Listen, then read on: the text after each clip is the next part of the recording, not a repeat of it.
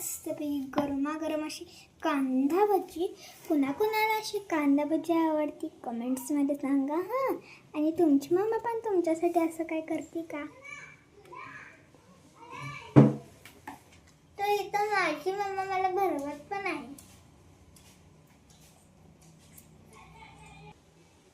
तुमची मम्मा पण स्कूलमधून आल्यावर अशी मस्तपैकी कांदा भजी करते का? कमेंटमध्ये सांगा. आणि कोणाकोणाला अशी मस्तपैकी कुरकुरीत गरमागरम कांदा भजी आवडते का? आणि ह्याच्यासोबत मिरची जर आ हा हा हा हा हा